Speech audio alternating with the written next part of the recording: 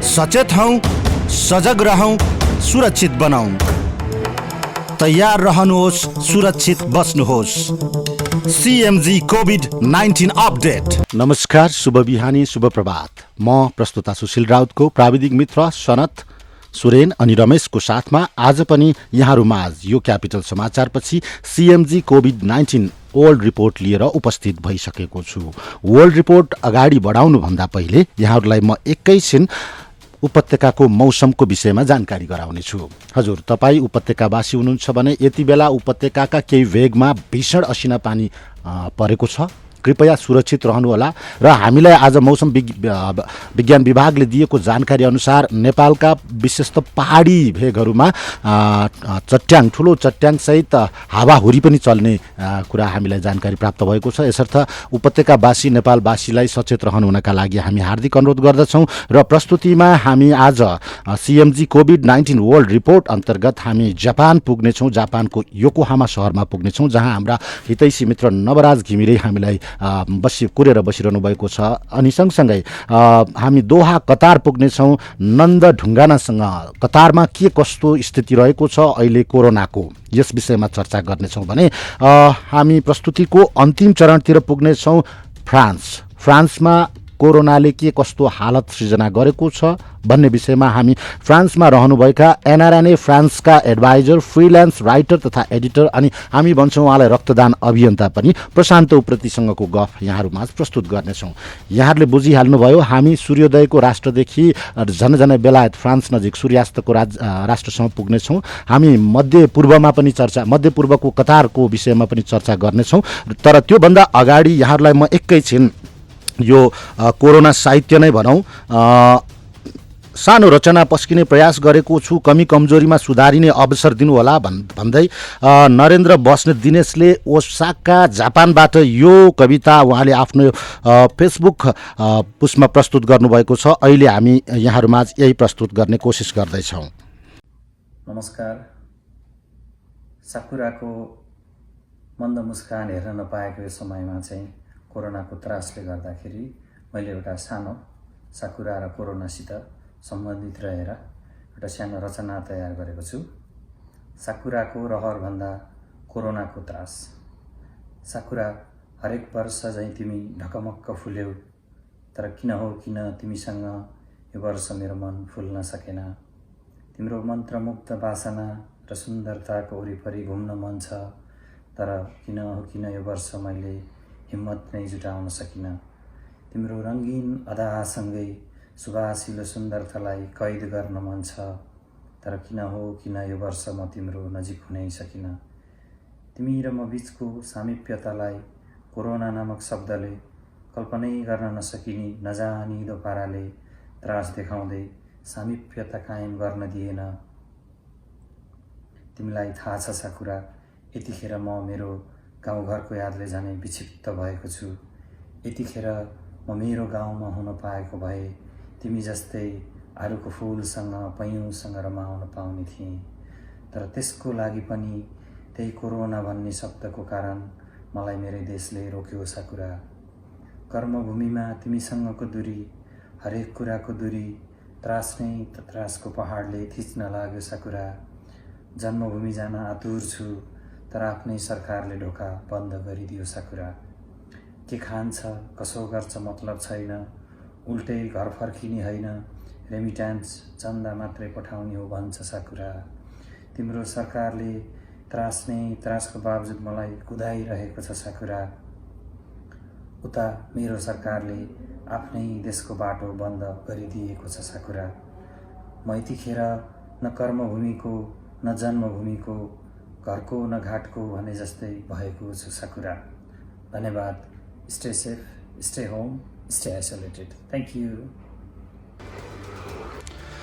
हजुर, हामीले यहाँहरूमाझ भर्खरै प्रस्तुत गऱ्यौँ यो साकुरा। अनि एउटा मनोभावना, यो एउटा अभिव्यक्ति, सशक्त अभिव्यक्ति हो नरेन्द्र बस्नेत दिनेशको। उहाँ जापानमा रहेको विद्यार्थी सङ्गठनको एडभाइजर पनि हुनुहुन्छ भने सँगसँगै जापानको एनआरएनएको एडभाइजर पनि हुनुहुन्छ र एकजना व्यवसायी पनि हुनुहुन्छ। प्रशान्त, माफ गर्नुहोला, हामीले यति बेला मैले भनिहालेँ नरेन्द्रजीको यो साकुरा सम्बन्धीको यो अभिव्यक्तिपछि अब हामी बिस्तारै साकुराकै देशतिर उन्मुख हुँदैछौँ। हाम्रो फोन सम्पर्कमा यति बेला हामीले नवराज घिमिरे जापानको योकोहामाबाट लिने कोसिस गर्दैछौँ र उहाँसँगको सम्पर्कमा हामी यही साकुराको देशमा यति बेला उहाँ जुन सहरमा हुनुहुन्छ त्यहाँ के कसो भइरहेको छ भन्ने विषयमा हामी चर्चा गर्नेछौँ। र आदरणीय मित्रहरू, तपाईँहरू यति बेला क्यापिटल एफएम 92.4 मेगाहर्ज सुनिरहनु भएको छ। म सुशील राउत यहाँहरूको माझमा छु र प्रस्तुतिमा मैले यहाँहरूलाई भनिसकेको छु कि हामी अब सबैभन्दा पहिलो कोसेली स्वरूप जापानमा रहेका हाम्रा हितैषी मित्र नवराज घिमिरेजीसँगको कुराकानीलाई जोड्दैछौँ र उहाँले त्यहाँको वस्तुस्थितिको विषयमा हामीलाई जानकारी गराउनुहुनेछ। सम्पर्कमा आइसक्नु भएको छ। नवराजजी नमस्कार। नमस्कार हजुर। नमस्कार हजुर, तपाईँ बसेको सहरको स्थिति के छ? म योकोहामा भन्ने सिटीमा बस्छु जापानको। हजुर, सामान्यतया लकडाउन नै भन्नु पर्यो, नेपालकै जस्तो त होइन। यहाँ चाहिँ के हुन्छ भन्नुलाई भने अब स्वेच्छाले गर्ने लकडाउन भनौँ न, अब त्यही हो। लकडाउन नै छ, व्यवसायहरू ठप्प छन्, कामहरू बन्द छन्। अब नहुने काममा चाहिँ अब त्यस्तो यातायात बन्द चाहिँ छैन। हजुर, यस्तै छ, हस्पिटलहरू खुलै छन्। समग्र जापानको अवस्था के छ अहिलेको यो कोरोनाको जुन महामारी फैलिरहेको छ? त हामीले त्यहाँबाट विभिन्न अन्य साथीहरूसँग पनि जानकारी लिइरहेका छौँ र श्रोतामाझ पस्किरहेका पनि छौँ। अहिलेको परिस्थितिमा जापानको स्थिति के छ? जापान मात्र नभइकन यो विश्व नै भयावह भएको परिस्थिति हेर्नुहोस्। अब अहिलेको जापानको सिचुएसन, अब नर्मली डेली लाइफ चलि नै रहेछ, तर यहाँ चाहिँ अब सेल्फ प्रोटेक्सन भनौँ न, आफूलाई कसरी बचाउने र अरूलाई आफूबाट सर्न नदिने, त्यसमा नै अलिकति के भन्छ जोड दिएको छ भनौँ जापान सरकारले पनि। अब तपाईँको हरेक मिडियादेखि लिएर मेयरहरूले पनि त्यही एनाउन्समेन्ट गरिरहेछन्। अब अहिलेको लेटेस्ट डाटा अनुसार अब त्यही हो, तपाईँको 9,106, अब एक्ज्याक्टली 9 नपुग्न सक्छ होइन, जापानमा छन्। 177 जनाको मृत्यु भएको छ। टोकियोमा भन्नु पर्दाखेरि 2573 जना हरूलाई कोरोना एट्याक भएको, 53 जना मरेका। अब म बसेको सिटी कानागावाको योकोहामा भन्ने एउटा सामान्य सिटी हो भनौँ न, अब सेकेन्ड सिटी टोकियोको नजिकै पर्ने। यहाँ चाहिँ 559 जनालाई चाहिँ ग्रसित छन् र 14 जनाको डेथ भएको थाहा छ अहिलेसम्मलाई। अब अरू चाहिँ त्यही नै हो, अब सामान्य नै छ। सामान्यको त कसरी भनिदिएर खै, यस्तै हो। तपाईँ जस्तै मेरा आदरणीय नेपाली दाजुभाइको स्थिति के छ त्यहाँ? नेपाली जातिहरूको पनि त्यही छ। अहिलेसम्म 2 जनालाई संक्रमण दूतावासले भने अनुसार होइन। अब कतिपय अब के हुन्छ भने पर्सनल दुःख भन्छ के भन्छ, प्राइभेसीको कारणले अब कतिले नजानी नभन्ने पनि हुन्छन्। अब अहिले थाहा पाए अनुसार टोकियोमा 1 जना र इबाराकीमा 1 जना, 2 जनालाई चाहिँ नेपालीले लायो भनिन्छ। अरू चाहिँ अब सचेत नै छन्। अब जापानमा भनिरहन नि पर्दैन, अब यहाँ आएर सिक्ने हो भनौँ न। अब रुल फलो गरि नै रहेछन्। अहिलेसम्म त्यस्तो छैन भनौँ न, सबैको सामान्य छ जीवन। अब के हुन्छ भन्ने कुरा त अब भोलिका दिनहरूले बिताउला। हजुर, जस्तो अब त्यहाँ त धेरै नेपालीहरू यो जुन स्किल पासमै काम गरिरहनु भएको छ, एउटा वर्क पर्मिटको हिसाब लिएर पनि धेरै नेपालीहरू कार्यरत हुनुहुन्छ भनौँ। अनि अब अहिले यो जब यो किसिमको लकडाउन भनौँ न, एउटा स्वघोषित लकडाउन भनौँ जापानमा, त्यो हिसाबले त्यहाँको आम नेपाली व्यवसायीहरू पनि हुनुहुन्छ त्यहाँ, अब कस्तो समस्या परिरहेछ उहाँहरूलाई? अब यो चाहिँ अप्ठ्यारै क्वेसन्स हो होइन। अब एकदमै क्रिटिकलै छ सिचुएसन भनौँ न, त्यो किसिमले हेर्नु पर्दाखेरि। अब म पनि सामान्य व्यवसाय गर्ने मान्छे हुँ। अब मेरोमा पनि 2-4 जना कामदारहरू छन् भाइहरू। अब त्यही हो, अब गभर्मेन्टले चाहिँ यति राहत दिन्छु भन्ने, क्षतिपूर्ति दिन्छु भन्ने चाहिँ भनेको छ होइन, फिक्स चाहिँ भएको छैन। अब व्यापार व्यवसायहरू ठप्प नै छन् भनौँ न। अब तपाईँको बेलुका 7 बजेपछि बन्दै गर्नुपर्छ भने, अब बन्द म्यानरको हिसाबले पनि बन्दै गर्नुपर्छ। अब सामान्य डेलिभरी गर्ने, टेकआउट गर्ने कुराहरू त सामान्य नै छन्। अब अरूमा व्यवसाय चाहिँ चौपट नै हुन्छ भनौँ न, यही स्थिति हो भने। हजुर, अनि नेपालमा के भइरहेको छ भन्ने जानकार हुनुहुन्छ कि हुनुहुन्न तपाईँ? नेपालमा त्यही हो, अब हिजोसम्म थाहा पाए अनुसार 16 जना भन्ने थियो होइन। सामान्य अब त्यो अपडेट तपाईँहरू न्युजहरूबाटै अपडेट हुने नै हो हामी यहाँ हैन सामान्य जानकार नै छौँ। अब जे गर्यो सरकारले लकडाउनको स्थिति नेपालमा अपनाउनु पर्ने थियो त्यो धेरै राम्रो छ। अरू के चिज गर्नु पर्ला नेपाल सरकारले अथवा आम हामी नेपाली जनताले के चिज गर्न सक्यौँ भने चाहिँ यो कोरोनाबाट हामी जोगिन सक्छौँ जस्तो लाग्छ? तपाईँहरूको त्यहाँको अभ्यासले त्यहाँ जुन किसिमको प्र्याक्टिसहरू तपाईँहरूले गरिरहनु भएको छ के भन्नुहुन्छ तपाईँ? म त पर्सनली भन्छु कि सरकारको मुख हेर्ने होइन तपाईँ हजुर हैन, पर्सनल प्रोटेक्सन आफू रेस्पोन्सिबल हुनुहोस्। हजुर मेन कुरा इभन तपाईँ आफ्नै घरमा किन नजानुहोस्, तपाईँ अब त जर्नलिस्ट मान्छे के अरे बाहिर पर्छ हैन, तपाईँ घर जाँदै तपाईँको ढोकामा तपाईँले ढोका खोलिसकेपछि भित्रबाट अल्कोहल स्प्रे सेनिटाइजर युज गर्नुहोस् हैन। बाहिर रिपोर्टमा जाँदा लागेका कपडाहरू बाहिरै खोलौँ, अब वासिङ मेसिनमा हाल्नुहोस्। अब सबभन्दा तपाईँ आफू जोगिनुहोस्, अरूलाई पनि जोगाउनुहोस्। आफू जोगिन सक्यो भने अरू त्यसै जोगिन्छ। त्यही हो सबभन्दा मेन हैन। अब वास योर ह्यान्ड प्रोपरली हैन, अब त्यो त सबैले जानेको कुरा हो हैन। अब सोसियल डिस्टेन्स राख्नुहोस्, अब त्यो दुनियाँले भनिरहेको कुरा हो। सरकारले पनि अब हिजो पनि सामान्य कमेडियन भाइहरू सरहरूको उस के भन्छ लाइभ मिडिया हेर्दाखेरि त्यस्तै बारेमा दिन्छन् हैन। अब तपाईँहरूले पनि कमर्सियलदेखि लिएर चेतनामूलक हरेक कुराहरू त्यो भनिरहनु भएको छ, सबैले जानेकै कुरा हो हैन। मास्क चाहिँ कन्टिन्युस लगाउनुहोस्, स्टे होम स्टे सेफ। हजुर र म्यानर हुनुपर्छ। सही मेन कुरा म्यानर हो। अब हामी जापानमा आएर बस्छ, हामी पनि त्यही फिल्डबाट हुर्केर आएको हो। अब यहाँ आएर सबभन्दा सिकेको कुरा भनेकै म्यानर हुनुपर्छ, म्यानर सही। यहाँको यो अमूल्य समय अनि अभिव्यक्तिका लागि यहाँलाई हामी हार्दिक धन्यवाद व्यक्त गर्दछौँ। यहाँको यो क्षणिक समय हामीले लिएका थियौँ त्यहाँ जुन अहिले सम्भवतः तपाईँहरूको लन्च टाइम भएको छ, यो लन्च टाइमलाई मैले डिस्टर्ब गरेको छु, त्यसका लागि हामी माफी माग्दछौँ र हार्दिक कृतज्ञता पनि व्यक्त गर्दछौँ जुन किसिमका जानकारी यहाँले दिनुभयो। हजुर धन्यवाद। क्यापिटल एफएमलाई पनि धन्यवाद। हजुर सामान्य बोल्ने अवसर दिनुभयो। त्यही हो, जापानको सिचुएसन यस्तै छ। हजुर समयको लागि धन्यवाद। हस्, नमस्ते, थ्याङ्क यू भेरी मच। नमस्कार। Thank you. हजुर श्रोता, यहाँले सुनिहाल्नुभयो। अहिले हामीले जापानमा रहनुभएका हाम्रा मित्र नवराज घिमिरेसँगको प्रत्यक्ष वार्ता यहाँहरू माझ प्रस्तुत गऱ्यौँ। उहाँ जापानको योकोहामा सिटीमा हुनुहुन्छ। उहाँ पनि एउटा रेस्टुरेन्ट व्यवसायी हुनुहुन्छ, तर आफ्नो व्यवसायमा परेको समस्या त्यो अब कल्पना गर्न सक्ने अथवा भोलि फोरकास्ट गर्न सक्ने, भविष्यमा के हुन्छ भन्न सक्ने स्थिति छैन। तर जापान सरकारले हामीलाई केही रूपमा राहत चाहिँ दिने अवस्था चाहिँ छ भन्ने कुराहरू पनि गरिरहनु भएको थियो र आम नेपालीहरूको अवस्थाको विषयमा। र हामीले पक्कै पनि उहाँले एउटा मिठो सन्देश पनि दिनुभयो। सबैभन्दा पहिला सेफ्टी फर्स्ट हो। सेफ्टी फर्स्टमा पनि आफूलाई तपाईँले सुरक्षित राख्न सक्नुभयो, कोरोना मुक्त राख्न सक्नुभयो भने तपाईँसँग अरू सुरक्षित रहन्छन्। यसर्थ यो चिजमा उहाँले हामीलाई फोकस गर्नुभएको छ। CMG COVID-19 वर्ल्ड रिपोर्ट विगत केही हप्ता यता जब नेपालमा पनि यसको महामारीले एउटा रूप लिन थाल्यो, त्यसपछि हामीले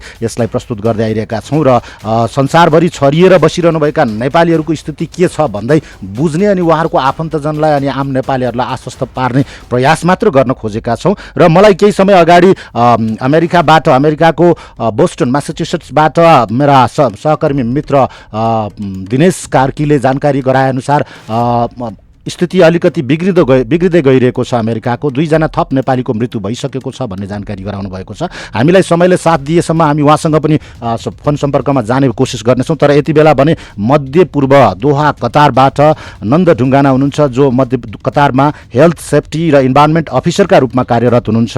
उहाँसँगको कुराकानीलाई म जोड्ने कोसिस गर्दैछु। नन्दजी, धन्यवाद।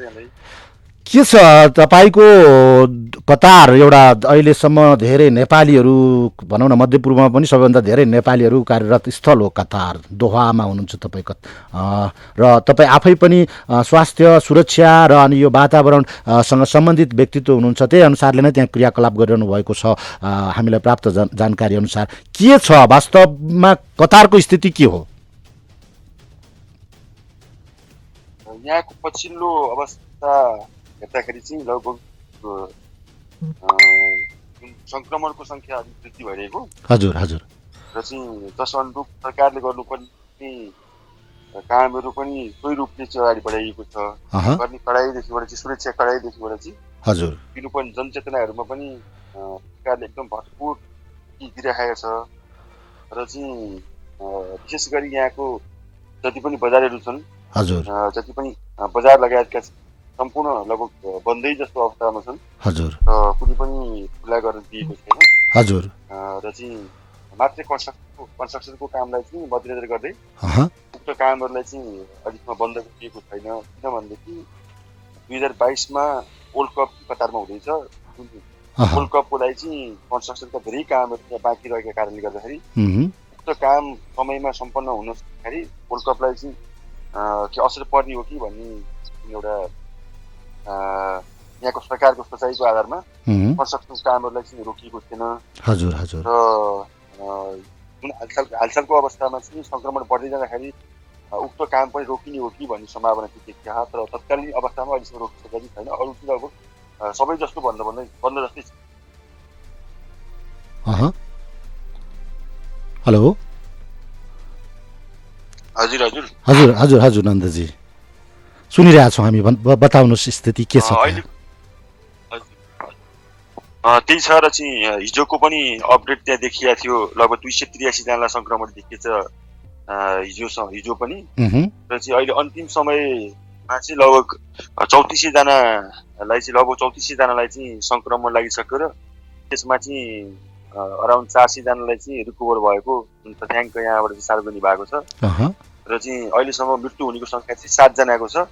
जसमध्ये यहाँको जुन एउटा आन्तरिक विभागको पनि एउटा हुनसक्छ, आन्तरिक कुरा पनि हुनसक्छ। र कुन देशको कति नागरिक भन्ने चाहिँ तथ्याङ्क अहिलेसम्म सार्वजनिक गरिएको छैन। र यहाँको दूतावाससँग पनि हामी सहकार्यमा छौँ र दूतावाससँग पनि हामीले सहकार्य गर्ने सिलसिलामा कुनै पनि दूतावासले सम्बन्धित देशका कुन नागरिक चाहिँ कतिजना क्वारेन्टाइनमा छन् र कतिजना सङ्क्रमणमा छन् भन्ने तथ्याङ्क यहाँबाट चाहिँ मिनिस्ट्री अफ पब्लिक हेल्थबाट नआएको कारणले गर्दाखेरि उहाँहरूले भन्न सक्नु भएको छैन र उहाँले तथ्याङ्क दिनु सक्नु भएको छैन। हजुर। जहाँसम्म लाग्छ अहिले कृपया हजुर लाग्छ अहिलेसम्म जति पनि लगभग 3.5 लाखभन्दा माथि नेपालीहरू कार्यरत छौँ यहाँ कतारमा। जसमध्ये हामीहरू सुरक्षित छौँ जस्तो लाग्छ। र चाहिँ यहाँबाट चाहिँ हरेक कम्पनीहरूले गर्नुपर्ने जुन एउटा टेम्परेचरको चाहिँ एउटा मापन हुन्छ, मापनको आधारमा पनि हामीले एउटा सिम्पटम हो भन्ने देख्न सकिन्छ। र चाहिँ जस्तो मैले काम गर्ने जुन एउटा प्रोजेक्ट छ, प्रोजेक्टमा पनि लगभग 1400 जना काम गर्नुहुन्छ। जसमध्ये हाम्रै कम्पनीको मात्रै जुन कम्पनीमा म कार्यरत छु, कार्यरत कम्पनीबाट पनि लगभग त्यो 500 जना जति काम गर्नुहुन्छ प्रत्यक्ष। र चाहिँ सबभन्दा गर्दाखेरि 800 जना जति काम गर्नुहुन्छ। जसको चाहिँ जुन डिपार्टको चाहिँ म आफै हेडबाट म काम गराउँछु त्यहाँ। र चाहिँ जति पनि एउटा सिम्पटम देखियो र चाहिँ कुनै व्यक्तिमाथि त्यो शङ्का देखियो भनेदेखि तुरुन्तै मैले चाहिँ हस्पिटल पठाउने काम गर्छु। त्यस कारणले गर्दाखेरि अहिलेसम्मको जुन अवधि छ, अवधिमा चाहिँ यहाँको सरकारले गर्नुपर्ने, यहाँको कम्पनीले गर्नुपर्ने सबै कामहरूमा चाहिँ जो अलि तदारुक नै दिएको छ र अलिकति सक्रियता पनि देखिया छ। त्यस कारणले गर्दाखेरि त्यो नियन्त्रण हुन्छ भन्ने पक्षमा चाहिँ छौँ अहिलेसम्म। किनकि अब निश्चित क्षेत्रमा जहाँ सङ्क्रमण वृद्धि भइरहँदाखेरि त्यो क्षेत्रमा चाहिँ यहाँको सरकारले लकडाउन पनि गरेको छ। लकडाउन क्षेत्रभित्रैबाट चाहिँ सङ्क्रमण बढिरहेको हो कि भन्ने पनि आशंका देखिया। तर कुन क्षेत्रबाट चाहिँ कहाँबाट आएको भन्ने चाहिँ यकिन तथ्याङ्क हामीले पाउन सकेका छैनौँ। अब यहाँ नेपालमा रहनुहुने तपाईँका आफन्तजनहरूलाई, कतारमा कार्यरत आम नेपालीका आफन्तजनहरूलाई चाहिँ तपाईँ के सन्देश दिनुहुन्छ? किनकि तपाईँसँगको मेरो निर्धारित समय सिद्धिन आँटेको छ। यसपछि म फ्रान्सको पेरिसतर्फ जानुपर्ने स्थिति छ। नेपालमा रहनुभएका तमाम जति पनि हुनुहुन्छ र उहाँहरूका आफन्त परिवारजन जो यहाँ कतारमा कार्यरत हुनुहुन्छ उहाँहरूको विषयमा चिन्ता लिनुपर्ने जस्तो देखिँदैन। किनभनेदेखि यहाँको सरकारले गर्ने जुन एउटा उपचारदेखिबाट चाहिँ जब कुनै सङ्क्रमण देखियो भनेदेखि यहाँको सरकारको मात्रै एउटा लक्ष्य के छ भनेदेखि जति पनि प्रोपर्टी नभए सम्पत्ति जति पनि धन पैसा जति खर्च भए पनि नागरिकले पाउनुपर्ने जुन अधिकार छ, स्वास्थ्य उपचार छ, त्यो उपचारमा चाहिँ केही कमी नहोस् भन्ने तरिकाले चाहिँ यहाँको सरकारले गरिराखेका हुन्छ। किनभनेदेखि म 13 वर्षदेखिबाट यहाँ कार्यरत छु र म चाहिँ धेरैपल्ट यहाँको हस्पिटल फेसिलिटी पनि लिएको कारणले गर्दाखेरि यहाँको सरकारबाट हुन सक्ने जति पनि उपचारहरू छ त्यो सबै कुराहरूमा चाहिँ जुन तवरले गर्नुपर्ने हो त्यो सोचिएको भन्दा पनि राम्रो तवरले गरिराखेको छ। त्यस कारणले गर्दाखेरि यहाँ रहनुभएका नेपालीहरू जो सुरक्षितै रहनुहुनेछ, उहाँहरूले चाहिँ सङ्क्रमण भेटिहाले पनि जो पाउनुपर्ने सुरक्षा र चाहिँ उपचार उहाँले पाउनुहुन्छ। त्यस कारणले गर्दाखेरि धेरै चिन्ता र चाहिँ त्रासमा रहनु पर्दैन र चाहिँ तपाईँहरू आफ्नो तरिकाले ख्याल गर्नुहोला। आफ्नो सुरक्षाको लागि सरकारले तोकेको जुन नेपाल सरकारले तोकेको जुन मापदण्ड छ मापदण्डलाई चाहिँ तपाईँले फलो गर्नु होला र चाहिँ यहाँको जुन नेपालीहरू हामी सुरक्षित छौँ र सुरक्षित रहनेछौँ भन्ने म शुभकामना दिन चाहन्छु। हजुर, धन्यवाद छ यहाँको यो अमूल्य अभिव्यक्ति अनि समयका लागि नन्दजी। हस्, धन्यवाद यहाँलाई। हस्, नमस्कार। श्रोता, यहाँले सुनिहाल्नुभयो, भर्खरै हामी दोहा कतारमा थियौँ। दोहाबाट हामीलाई नन्द ढुङ्गानाले त्यहाँको वस्तुस्थिति, नेपालीहरूको अवस्था, कतार सरकारले अवलम्बन गरेका उपायहरू र त्यहाँको अहिलेको वर्तमान डाटा के छ, कतिजना सङ्क्रमित छन्, कतिजना हस्पिटलाइज छन् र कतिजनाको मृत्यु भयो, अनि नेपालीहरूको अवस्था के कस्तो छ भन्ने विषयमा उहाँले जानकारी दिनुभयो र आम नेपालीहरूलाई जसको आफन्तहरू कतारमा कार्यरत छन् तपाईँहरूले चिन्ता लिनु पर्दैन, हामी नेपालमा भन्दा सुरक्षित छौँ, यहाँ त्यो किसिमको सुविधा छ भन्ने किसिमको जानकारी गराउनु भयो। धन्यवाद नन्द ढुङ्गानाजी, जो आफै पनि हेल्थ सेफ्टी र इन्भाइरोमेन्टको एउटा अफिसर हुनुहुन्छ र कार्यरत हुनुहुन्छ दोहामा। विश्वभरि छरिएर रहेका आम नेपालीहरूको समस्या के कस्तो रहेको छ भनेर बुझ्ने कोसिस गरिरहेका छौँ CMG कोभिड-19 वर्ल्ड रिपोर्ट अन्तर्गत रहेर। र यहाँहरूमाझ अहिले यति बेला म प्रस्तुत गर्दैछु फ्रान्स पेरिसबाट NRNA फ्रान्सका एडभाइजर, त्यसै गरी फ्रिल्यान्स राइटर अनि एडिटर पनि हुनुहुन्छ र अझ हामीले उहाँलाई विशेष भन्नुपर्दाखेरि उहाँ रक्तदान अभियन्ता हुनुहुन्छ। प्रशान्त उप्रेतीजी हुनुहुन्छ, जो लेखन शैलीमा पनि निकै नै मनमोहक ढङ्गबाट लेख्नुहुन्छ। प्रशान्तजी, यहाँलाई स्वागत छ हाम्रो यो प्रस्तुतिमा। हजुर, धन्यवाद सुशीलजी। अब फ्रान्स पेरिस, अझ जुन सहरमा तपाईँ बस्नुहुन्छ, हामीले सुन्दाखेरि यो पहिरनहरूको सहरका रूपमा चिन्छौँ, यसलाई निकै नै आकर्षक सहरका रूपमा चिन्छौँ, गार्डनको सहरका रूपमा चिन्छौँ, एकदमै विश्वमा जो धेरै नै सिभिलाइज्ड व्यक्तिहरू बस्ने सहरका रूपमा चिन्छौँ। के छ अहिले त्यहाँको स्थिति? हजुर, यो कोभिड-19 आइसकेपछिको माहौल भिन्न छ। सहरमा शून्यता छाएको छ। त्यसको साथसाथै फ्रान्स चाहिँ अहिले युरोपकै तेस्रो बढी सङ्क्रमित मुलुकको रूपमा देखिया छ। झन्डै 1.5 लाख व्यक्तिमा यसको सङ्क्रमण भइसकेको छ भने 17,170 जनाको मृत्यु भइसकेको छ र 30,000 जनाले चाहिँ यो रोगबाट सङ्क्रमित भइसकेपछि घर फर्किनु भएको छ। स्थिति भयावह छ यहाँको। हिजो बेलुकाको समाचारसम्म मैले पढ्दाखेरि त्यहाँको स्थिति हेर्दाखेरि झन्झनै 1300 जनाको हिजो मात्र मृत्यु भएको खबर पढिरहेको थिएँ मैले। हजुर, सङ्क्रमणको दर एकदमै बढेको छ। हजुर, त्यस कारणले पनि यहाँ यो रोकिने स्थितिमा छैन। अहिले हामी दोस्रो फेजमा छौँ, दोस्रो चरणमा छौँ। अझ तेस्रो सबैभन्दा बढी पिक यस सङ्क्रमितको सङ्ख्या र मृत्यु हुने सङ्ख्या अझ बढ्ने सम्भावना देखिएको छ। हामी 28 दिन 29 दिनदेखि घरमै छौँ र अझै 11 मेसम्मको लागि चाहिँ सरकारले लकडाउन बढाएको छ र हामी नियम मान्दै घरमा बस्दै पनि उचित औषधि, उचित स्वास्थ्य उपचारको यहाँ पनि समस्या देखिएको छ। सङ्क्रमित मान्छेहरूलाई चाहिँ टेस्ट यहाँ पनि भइसकेको छैन। घरमै बिरामी भएर घरमै मर्ने मान्छेहरू र वृद्धाश्रममा मर्ने मान्छेहरूको सङ्ख्या अत्याधिक बढिरहेको छ। यो समाचार सुन्दा तपाईँहरूलाई पनि अचम्म लाग्न सक्छ। विश्वको 6औं आर्थिक रूपमा शक्तिशाली राष्ट्रको रूपमा देखिएको युरोपको केन्द्रमा रहेको फ्रान्समा पनि स्थिति भयावह छ। जस्तो तपाईँले जुन किसिमको अहिले बताउनु भयो त्यहाँको सिनारियो, के यो लकडाउन संसारभरि विभिन्न ढङ्गबाट लकडाउन गरिएको छ। कतै त लकडाउन भनेको छ त्यहाँको ह्युमन राइट्सको एक्टिभिस्टहरूको कारणले त्यो लकडाउनलाई पूर्ण पालना पनि गरिएको छैन। के लकडाउन नै पूर्ण पालना नभएर चाहिँ त्यो स्थिति आएको हो त फ्रान्समा? होइन, यसमा चाहिँ मेरो व्यक्तिगत विचार म के भन्न चाहन्छु भने जुन बेला चीनको वुहान प्रान्तबाट सुरु भइसकेपछि यहाँका मिडियाहरूले, यहाँका पत्रकार साथीहरूले स्वास्थ्य मन्त्री, प्रधानमन्त्रीदेखि राष्ट्रपतिसम्मलाई पनि यो प्रश्नहरू उठाइएको, जानकारी गराइएको थियो र उठाइएको थियो। त्यतिखेरको उहाँहरूको चाहिँ अति असंवेदनशील जवाफले चाहिँ यो स्थितिमा हामी आइपुगेका छौँ। उहाँहरूले चाहिँ फ्रान्सभन्दा 10-15 हजार किलोमिटर टाढा रहेको देशबाट यो समस्या आउने देखिने सम्भावना छैन भनेर उहाँहरूले चाहिँ यसलाई आलटाल गर्नुभयो। जतिखेर 9 मार्चमा चाहिँ यो समस्या फ्रान्समा देखियो पहिलो दिन, त्यसपछि बल्ल यसलाई चाहिँ समस्याको रूपमा हेर्न थालियो। जतिखेर चाहिँ सङ्क्रमितको सङ्ख्या बढिसकेको थियो र सरकारले चाल्नुपर्ने कदम सही समयमा नचालेका कारणले चाहिँ अहिले हामी यो भयावह स्थितिमा छौँ र झन्डै 1.5 लाखभन्दा बढी सङ्क्रमित देखिसकेका छौँ। अब यो हुन त अब विकसित राष्ट्रहरू अब संसारका शक्तिशाली राष्ट्रहरूले देखाएको अहमता अनि घमण्डका कारणले पनि धेरै उनीहरूका नागरिकहरू र ती राष्ट्रहरूमा बस्ने तमाम भनौँ न मानव जातिलाई नै समस्या देखा परेको स्थिति त हामीले यो पढ्दै आइरहेका छौँ, भोग्दै आइरहेका छौँ भनौँ। अब जुन किसिमबाट फ्रान्समा सङ्क्रमण छिर्यो त्यो सङ्क्रमण कसरी छिर्यो त? त्यो फ्रान्सका नजिकका अन्य देशहरूबाट छिर्यो कि जस्तो यो घटना त फ्रान्स नजिकै भएका अन्य देशहरूमा जस्तो स्पेन, पोर्चुगल लगायत स्पेनमा त अझ त्यहाँ त कहर नै छ, इटालीमा त्यस्तै किसिमको स्थिति छ, बेलायतको कुरा गर्ने भने पनि बेलायतका प्रधानमन्त्री भर्खरै मात्र अलिकति रिस्क फ्री भएको हुन् कि भन्ने समाचारहरू हामीले पढिरहेका छौँ। भनेपछि के हो, कसरी छिर्यो त्यहाँ छिर्न चाहिँ?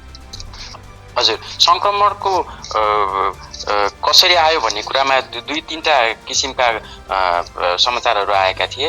पहिलो त च्याम्पियन्स लिगको जुभेन्टुस र फ्रान्सको लियोन भन्ने टिमको चाहिँ फुटबल प्रतियोगिता चाहिँ फ्रान्सको लियोन भन्ने सहरमा भएको थियो। त्यतिखेर चाहिँ धेरैभन्दा धेरै इटालियन समर्थकहरू चाहिँ फ्रान्समा त्यो फुटबल हेर्न आउनुभएको थियो र सबैभन्दा ठुलो सङ्ख्याको केन्द्रबिन्दु चाहिँ त्यही म्याच फुटबल प्रतियोगिताबाट हेर्न आउने दर्शकहरूले ल्याउनु भएको र चाइनाबाट अन्तिम समयमा व्यापार का कारणमा गरिने ओहोरदोहोर यो 2 कारणबाट चाहिँ फ्रान्समा चाहिँ कोरोना सङ्क्रमण भएको भन्ने कुराहरू आएको छ। व्यापारिक गतिविधि एउटा कारण रह्यो, तर त्योभन्दा मुख्य चाहिँ जुन तपाईँले भन्नुभयो त्यहाँ जुन किसिमको फुटबलको म्याच आयोजना गरियो त्यो युभेन्टस र कसको बिचमा जुन भन्नुभयो ती नै मेजर कारण चाहिँ तीबाटै चाहिँ नि त्यो एपिसेन्टर चाहिँ त्यो गेम हुन पुग्यो त्यहाँको लागि। हजुर, त्यही कुरा चाहिँ मिडियाहरूमा आइरहेको छ। हजुर, अब तपाईँ त एनआरएनए फ्रान्समा पनि हुनुहुन्छ एज एन एडभाइजर। के छ तपाईँहरूले नेपालीहरूको स्थितिलाई कसरी हेरिरहनु भएको छ? के छ नेपालीहरूको स्थिति के छ फ्रान्समा अहिले? हजुर, यस सन्दर्भमा हामी चाहिँ गैर आवासीय नेपाली सङ्घ फ्रान्सका चाहिँ अध्यक्षज्यू नरेन्द्र साईज्यूसँग र अन्य पदाधिकारीज्यूहरूसँग हामी नियमित सम्पर्कमा छौँ र ढिलो नगरिकन जब यो समस्याले लकडाउनको समस्या सुरु हुने बित्तिकै एनआरएनए फ्रान्सले चाहिँ नवआगन्तुक विद्यार्थी र गैर कानुनी रूपमा फ्रान्समा बसिरहनुभएका नेपालीहरूलाई लक्षित गरेर राहत कार्यक्रम सुरु गरिसकेको थियो र यसबाट लाभान्वित हुनेको सङ्ख्या 100 लगभग पुग्न लागिसकेको छ। हामीले एउटा छाता सङ्गठन र नेपालीको अभिभावक सङ्गठन भएका कारणले चाहिँ सबै नेपालीलाई जुनसुकै स्थितिमा जहाँ हुनुहुन्छ लकडाउनलाई पालना गरेर बस्न र आवश्यक परेको खण्डमा सम्पर्क व्यक्तिहरूको माध्यमबाट चाहिँ हामीले घरमै पनि राहत पुर्याउने कार्यक्रम गरिरहेका छौँ। खुसीको कुरो अहिलेसम्म फ्रान्समा हामी 5 देखि 6 हजार नेपाली बस्दछौँ र कसैलाई पनि कोरोना सङ्क्रमण भएको र पुष्टि भएको छैन। राजदूतावाससँग पनि हामी नियमित सम्पर्कमा छौँ। हामी अनुशासित भएर बसेका छौँ र सहयोगी हातहरू फैलाइरहेका छौँ। अब यो त तपाईँको फ्रान्सको कुरा भयो। अब नेपालमा रहनुभएका तपाईँका आफन्तजनहरूलाई त्यहाँ रहनुभएका सम्पूर्ण नेपालीहरूका आफन्तजनलाई के भन्नुहुन्छ? किनभने नेपालमा पनि आज हामी 23औं दिनको लगभग लकडाउनमा छौँ। 23 सम्भवतः आज 23औं दिन नै हुनुपर्छ र यो लकडाउनमा हामी नेपालमा यो बिचमा फेरि केही आरटिडी ऱ्यापिड डायग्नोस्टिक टेस्ट किटहरू लिएर आएर टेस्ट गर्दाखेरि यहाँ पनि धेरै ठाउँतिर त्यस्तो किसिमका कुराहरू देखिरहेका छन्। त्यो सङ्क्रमणको सङ्ख्याहरू बढ्न सक्ने र बढिरहेको स्थितिहरू पनि छ। अब नेपालले चाहिँ के गर्नु पर्ला यस्तो किसिमको विषम परिस्थिति, तपाईँ भएको ठाउँको जस्तो विषम परिस्थिति नझेल्नका लागि? किनभने हामीसँग त प्रविधि पनि छैन। हामी नेपाल अब यो कतिौँ राष्ट्रमा पर्छौँ होला सायद काउन्ट गरेर जाने हो भने, जुन अब अहिले 6औं राष्ट्रको कुरा तपाईँले गर्नुभयो शक्तिशाली राष्ट्रका रूपमा। अब यस्तो अवस्थामा चाहिँ हामी नेपालीले के पालना गर्नु पर्ला, के गर्नु पर्ला? तपाईँको अनुभव के भन्नुहुन्छ? हजुर, हामी 134औं राष्ट्रमा पर्छौँ यो चाहिँ अन्तर्राष्ट्रिय मौद्रिक कोषको ऱ्याङ्किङमा। हजुर, आइएमएफको ऱ्याङ्किङको कुरा गर्दाखेरि, आइएमएफको कुरा गर्दाखेरि हजुर सबैभन्दा पहिलो कुरो त हामीले सरकार भनेर सरकारलाई गाली गरेर बसेर हुँदैन, सरकारले लिनुपर्ने नीति लिइसकेका छ। म नेपाल सरकारलाई यो कुरामा धन्यवाद दिन चाहन्छु। यस्तै काम फ्रेन्च सरकारले टाइममा गरिदिएको भए आज हामी 1.5 लाख संक्रमित भएर झन्डै 17-18 हजार मर्ने स्थिति आउने थिएन। आज नागरिक चाहिँ अनुशासित हुने दिन आएको छ। हामीले आफू अनुशासित भएर अरूलाई जोगाउने दिन आएको छ। त्यसकारण लकडाउनलाई चाहिँ हाँसोको बाटो बनाएर सामाजिक सञ्जालमा भाइरल हुने बाहनामा बाहिर हिँडेर अथवा गैर जिम्मेवार काम गरेर अरूको जीवनलाई जोखिममा नहाल्नुहोस्। यो लकडाउनको समयलाई क्रिएटिभ आफूभित्रको क्रिएटिभिटी डिस्कभर गर्ने पनि एउटा अपर्चुनिटी माध्यम बनाउनुहोस्। आफूलाई साहित्यमा लगाउनुहोस्, गीत सुन्नुहोस्, पाककलामा लगाउनुहोस् र अन्य अनलाइन मिडियाहरूमा अनलाइन सोर्सहरूमा चाहिँ तपाईँहरूले चाहिँ भिडियो बनाउन सक्नुहुन्छ, गीत गाउन सक्नुहुन्छ आफैले। त्यसकारण यसलाई चाहिँ संवेदनशील भएर लकडाउनको पालना गर्नुहोस्, घरभित्र बस्नुहोस्, स्वस्थ रहनुहोस्, व्यायाम गर्नुहोस्। अहिले घरभित्र मात्रै बस्ने पकाउने खाने गर्दाखेरि चाहिँ तपाईँको हाम्रो चाहिँ तौल बढिरहेछ। यसलाई चाहिँ दैनिक व्यायाम योगा गर्नुहोस् र आफूलाई चाहिँ अनुशासित बनाएर घरमै बस्नुहोस्। यो भन्दा अर्को उपाय छैन। सरकारलाई गाली गर्नुभन्दा आफै अनुशासित हुनुहोस् र अरूको ज्यान जोगाउनुहोस्। हजुर, यहाँको यो अमूल्य समय अनि अमूल्य अभिव्यक्तिका लागि हामी हार्दिक कृतज्ञता व्यक्त गर्दछौँ। हामी आगामी दिनमा पनि फ्रान्सको विषयमा जानकारी लिनेछौँ यहाँसँग र अझ विशेष त तपाईँको जुन किसिमको हामीले आज व्यावसायिक रूपको केही गफ गर्न पाएनौँ हामीले, तपाईँ त्यहाँ व्यवसायी पनि हुनुहुन्छ होइन, र आगामी दिनमा तपाईँसँग अझ धेरै समय लिएर त्यहाँको वस्तुस्थितिको विषयमा जानकारी लिने कोसिस गर्नेछौँ। अहिलेलाई भने हामी capital media group, capital FM लगायत हाम्रो सम्पूर्ण टिमको तर्फबाट यहाँलाई हार्दिक कृतज्ञता व्यक्त गर्दछौँ। धन्यवाद छ। आदरणीय श्रोता, यहाँले सुनिहाल्नुभयो भर्खरै मेरो कुराकानी। हामी अहिले कुराकानी गरिरहेका थियौँ प्रशान्त उप्रेती, जो समाजसेवी हुनुहुन्छ, NRNA फ्रान्सका एडभाइजर हुनुहुन्छ। त्यति मात्र होइन, उहाँसँग लेखन र सम्पादन कला पनि रहेको छ। राम्रो लेख्नुहुन्छ। मैले विगत केही दिन यता उहाँका लेखहरूलाई पनि फलोअप गर्ने गरेको छु। फ्रान्सबाटै लेख्नुहुन्छ तर यहाँ नेपाली सञ्चार माध्यमबाट उहाँले प्रकाशन गर्नुहुन्छ। केही दिन अगाडि मैले उहाँको नागरिक दैनिकबाट लेख पढ्ने मौका पाएको थिएँ, यो लकडाउनमा फ्रान्समा के भइरहेको छ भन्ने विषयमा। र आज हामीले जस्ताको तस्तै प्रत्यक्ष यहाँहरूमाझ उहाँसँगको कुराकानी प्रस्तुत गऱ्यौँ, फ्रान्सको वस्तुस्थितिको विषयमा जानकारी गरायौँ। र मलाई यति बेला मेरा अर्का मित्र हुनुहुन्छ, म हुन त उहाँसँग सम्पर्क गर्न त भ्याउँदिनँ, अब हामीसँग निर्धारित समय सिद्धिसकेको छ। मलाई दिनेश कार्कीले जानकारी गराउनु भए अनुसार न्युयोर्कमा बस्नुहुने 2 जनाको मृत्यु भएको छ, जसको नाम पवन मल्ल र विष्णु राई भनेर उहाँले उल्लेख गर्नुभएको छ भने पवन मल्लको चाहिँ कोठामा नै मृत्यु भएको भन्ने जानकारी गराउनु भएको छ। पक्कै पनि बेलामा उपचारको विधि नपाएर यस्तो स्थिति विकसित राष्ट्रमै भइरहेको छ भने आम हामी नेपालीले यति बेला क्यापिटल FM 92.4 मेगाहर्ज अन्तर्गत देशैभरका रेडियोमा हामीलाई जसले सुनिरहनु भएको छ, त्यसै गरी फेसबुकबाट जसले हामीलाई हेरिरहनु भएको छ, कृपया म यहाँहरूलाई फेरि पनि हार्दिक अनुरोध गर्दछु। म अघि बिहान भक्तपुर, सिरुटार, सूर्यविनायक वडा नम्बर 1बाट बानेश्वरसम्म आउने क्रममा जुन किसिमको लकडाउनलाई अवज्ञा गर्ने तरिका देखेँ, अझ बालकोट चोकको गफ गर्ने हो त बालकोट चोक जुन केपी ओली चोक भन्छु, केपी ओलीको निवास भएको चोक हो, त्यहाँको स्थिति झनै दर्दनाक देखेको थिएँ। मलाई क्यामेरामा कैद गर्न पनि अप्ठ्यारो लाग्यो, लाज लाग्यो र म त्यत्तिकै हिँडेँ। यसर्थ तपाईँहरू स्थानीय निकायबाट, स्थानीय व्यक्तिहरू आफ्नो ढङ्गबाट तपाईँहरू सचेत रहनु पर्यो। पहिला तपाईँ सुरक्षित हुनुभयो भने तपाईँले अरूलाई सुरक्षित राख्न सक्नुहुन्छ। हजुर, तपाईँ माध्यम बन्न सक्नु बन्नु भएन तपाईँले। यही नै मेरो यहाँहरूलाई अनुरोध छ र प्रस्तुतिको निर्धारित समय सिद्धिसकेको हुनाले आजलाई भने म CMG COVID-19 वर्ल्ड रिपोर्टबाट बिदा हुन्छु। भोलि फेरि संसारका विभिन्न मुलुकहरूबाट यस्तै सहकर्मी अनि यस्तै हितैषी मित्रहरूसँग गफगाफ लिएर यहाँहरूमाझ उपस्थित हुने नै छु। प्राविधिक मित्र सुरेन, रमेश अनि सनतलाई धन्यवाद।